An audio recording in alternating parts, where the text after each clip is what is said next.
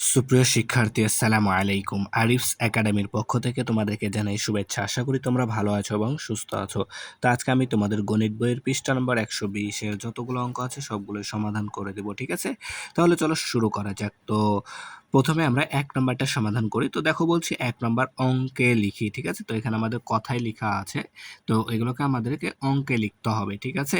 তাহলে দেখো 1 নাম্বার প্রশ্ন বলছে কি 5.7, 5.7। তাহলে এটা কথায় লেখা আছে, আমাদেরকে কি লিখতে হবে? অঙ্কে লিখতে হবে। তাহলে 5, তাহলে 5 দশমিক অর্থাৎ 5 লিখলাম, আর দশমিক মানে কি একটা ফুটা দিয়ে দেবো, 0.7। তাহলে 5.7, 5.7, ঠিক আছে? হয়ে গেছে অঙ্ক লেখা। এরপর দেখো 2 নাম্বার বলছে 18.3, 18, তাহলে 1 10 8 18। এরপর দশমিক, তো এখানে দশমিক দিলাম, 3 এখানে 3 দিয়ে দিলাম, ঠিক আছে? তাহলে 18.3, ঠিক আছে? এরপর দেখো আমাদের আছে 3 নম্বর বলছে 0.8, 0.0, তো এখানে দশমিক দিলাম 8, তাহলে 8, তাহলে 0.8, ঠিক আছে? তাহলে 1 নাম্বার দেখো খুবই ইজিলি আমরা এটা কি সমাধান করে ফেলতে পারলাম। এরপর দেখো 2 নাম্বার বলছে কথায় লিখতে হবে। এখন দেখো এখানে আমরা 1 নম্বরে কি কথায় লেখা ছিল, অঙ্কে লিখলাম। এখন এখানে অঙ্কে লেখা আছে, কথায় লিখতে হবে, ঠিক আছে? তাহলে দেখো 1 নাম্বার আছে 1.4, 1.4, তাহলে আমরা 1 লিখি প্রথমে, 1, এরপর দশমিক, দশমিক, তারপরে 4, 1.4, ঠিক আছে না? হয়ে গেল। এবার 2 নাম্বার দেখো 17.4, 17.4, তাহলে আমরা এখানে প্রথমে 17, 17, তারপরে দশমিক, 17 দশমিক, এরপর 4, তাহলে 17.4, ঠিক আছে? এরপর দেখো 3 নাম্বার, তো 0.9, তাহলে 0, 0.0, এরপর আছে আমাদের 9, এখানে 9 লিখে দিলাম, ঠিক আছে? হয়ে গেল, একেবারে সহজ। তাহলে 2 নাম্বারটাও সমাধান হয়ে গেল। এরপর দেখো আমার 3 নাম্বার, ঠিক আছে? তো 3 নাম্বারে আছে আমাদের কি যে নিচের জোড়াগুলোর মাঝের খালি ঘরে, জোড়াগুলোর মাঝের খালি ঘরে সম্পর্ক প্রতীক বসাই, ঠিক আছে? তো এই অঙ্ক এবার দিয়ে মেবি 3 বার সমাধান করা হবে, ঠিক আছে? তো দেখো খুবই সহজ, কিন্তু আমরা এর আগেও করেছি 2-3 বার। তাহলে দেখো এখানে আছে আমাদের 2.5 আর এখানে আছে 4.9। তো আমরা প্রথমে দেখব দশমিকের আগের সংখ্যা ছোট বড় নির্ণয় করব দশমিকের আগে, ঠিক আছে? 0 যদি না থাকে তাহলে। তাহলে দেখো এখানে দশমিকের আগে 2 আছে আর এখানে দশমিকের আগে 4 আছে। তাহলে দেখো কে বড়, 4 বড় না 2 বড়? তাহলে 4 বড় এখানে, তাহলে 4.9 বড় হবে, যে বড় তার দিকে চিহ্ন দেব, ঠিক আছে?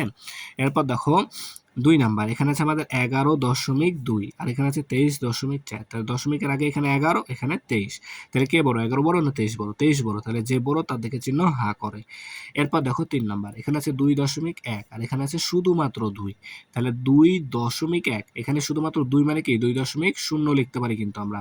তাহলে এখানে 2.0 আর এখানে 2.1, তাই না? তাহলে এখানে দেখো এখানেও 2 আছে দশমিকের আগে, এখানেও দশমিকের আগে 2 আছে।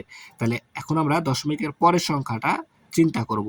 তাহলে এখানে দেখো 1, এখানে 0, তাহলে কে বড়? 1 বড়, তাহলে অবশ্যই এই সংখ্যাটা বড়, তাহলে এর দিকে চিহ্ন করবে। এরপর দেখো 4 নাম্বার, এখানে আছে 2 আর এখানে আছে 1.9, তাহলে এখানে 2 মানে 2.0, তাই না? তাহলে দশমিকের আগে 2 আর এখানে দশমিকের আগে 1, তাহলে দশমিকের আগে 2 আর 1 কে বড়? 2 বড়, তাহলে 2.0, এটাই আমাদের বড় হবে, 2 বড় হবে, আর যে বড় তার দিকে করে, এটা বলছি আমি। এরপর দেখো আমাদের 5 নাম্বার 3.4, এখানে 3.8, তো দশমিকের আগে এখানেও 3 আছে, এখানেও 3 আছে, দুইটাই সমান। তাহলে এখন দশমিকের পরের সংখ্যাটা আমাদেরকে চিন্তা করতে হবে। তাহলে এখানে দেখো আছে 4, এখানে আছে আমাদের 8, তাহলে কে বড় বলো তো? 4 বড় না 8 বড়? অবশ্যই 8 বড়, তাহলে যে বড় তার দিকে চিহ্ন করবে। এরপর দেখো 6 নাম্বার, 10/1 আর হচ্ছে 0.3, তাহলে 10/1 কে প্রথমে আমাদেরকে দশমিক ভগ্নাংশে রূপান্তর করতে হবে। তার মানে আমরা এই 10/1 কে লিখতে পারি আমরা 0.1, তাই না? এখানে দেখো তাহলে 0.1 পেলাম, এখানে আছে 0.3, তাহলে দেখো এখানে 3 আর এখানে 1, 3 বড়, তাই 0.3 আমাদের বড় হবে। এরপর দেখো 7 নাম্বার, তো এখানে আছে 10/5, এখানে আছে আমাদের 10/5 আর এখানে আছে 0.2। তো আমরা এই 10/5 কে লিখতে পারি কি কিভাবে লিখতে পারি 0.5 লিখতে পারি, তাই না? এর আগে কিন্তু আমরা শিখেছি এটা কিভাবে লেখা যায়। তাহলে এখানে এখন দেখো 0.5 আর এখানে আছে 0.2, তাহলে 0.5 বড় না 0.2 বড় সেটা নির্ণয় করতে হবে। এখানে আছে 5, এখানে আছে 2, তাহলে অবশ্যই 5 বড়, তাই এই সংখ্যাটা আমাদের বড় হবে 10/5।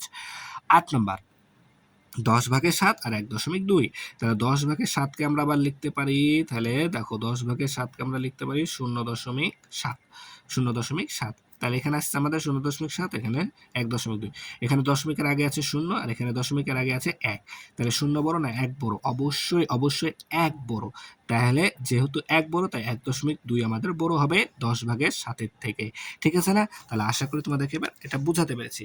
আচ্ছা, এবার আমরা 4 নাম্বারটা সমাধান করব, ঠিক আছে? তাহলে 4 নম্বর দেখো বলছে যোগ ও বিয়োগ করি, ঠিক আছে? তো এখানে যোগও আছে বিয়োগও আছে, 4টা যোগ 4টা বিয়োগ আছে, ঠিক আছে? তো এগুলো এখন আমরা সমাধান করব। তো এগুলো যেহেতু পাশাপাশি তাই আমাদেরকে পাশাপাশি যোগ করতে হবে, আর পাশাপাশি যোগ করার নিয়ম কি, এককের সাথে একক, দশকের সাথে দশক যোগ করতে হবে, তাই না? তাহলে দেখো আমরা এখানে মনে মনে দেখবো, ধরবো কোনো আমাদের কি দশমিক চিহ্ন নাই, কিন্তু আছে, কিন্তু আমরা মনে মনে ধরবো যে নাই, তাহলে আমাদের এটা হবে একক, এটা হবে দশক, এটা হবে একক, এটা হবে দশক, সবটার ক্ষেত্রে তাই হবে, ঠিক আছে? তাহলে এখন আমরা এককের সাথে একক যোগ করো, তাহলে দেখো এখানে আমাদের 9 আর এখানে আছে 7, তাহলে 9 আর 7 যোগ করলে কত হয় বলো তো? 9 10, তাহলে 16 হবে, তাহলে আমাদের 16 6 বসবে, হাতে থাকবে 1, ঠিক আছে? এরপরে এই 0 আর এই 0 যোগ করো, তাহলে 0 0 যোগ করলে 0, আর হাতে 1 ছিল, তাহলে 1 দিয়ে দিলে 1 হবে, তাই না? তাহলে এখন দশমিক বসাতে হবে, যেহেতু এখানে দশমিক আছে, তাহলে একটা সংখ্যার পর দশমিক, তাহলে এদিক থেকে একটা সংখ্যার পর এখানে আমরা দশমিকটা বসাই দিলাম, তাহলে 1.6। সেম ভাবে 2 নাম্বার, তাহলে দেখো 2 আর 8 যোগ করো, 8 আর 2 এ 10, 10 এ 0, হাতে থাকে 1, তাই না? তাহলে 1 আর 1 এ 2 আর হাতে রেখে 3, ঠিক আছে? তাহলে এদিক থেকে একটা সংখ্যার পর দশমিক, তাহলে এদিক থেকে একটা সংখ্যার পর এখানে দশমিক বসাই দেবো, অর্থাৎ 3.0। 4 নাম্বার সেম ভাবে, তো দেখো এখানে আমাদের আবার কি 3 আছে আর আছে 4.6, তো আমরা এই 3 কে শুধুমাত্র 3 রাখবো না, মনে মনে ধরে নেবো 3.0, তাহলে একক আর দশকটা হিসাব করতে সুবিধা হবে, ঠিক আছে?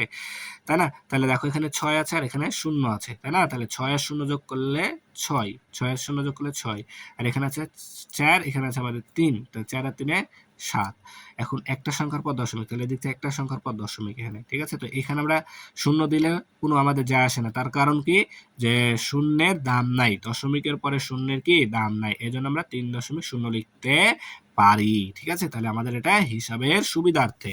এরপর দেখো, আচ্ছা এটা গেছে আমাদের 4 নাম্বারটা, ঠিক আছে? এটা 4 নাম্বারটা করেছি। আচ্ছা এবার আমরা 3 নাম্বারটা সমাধান করব।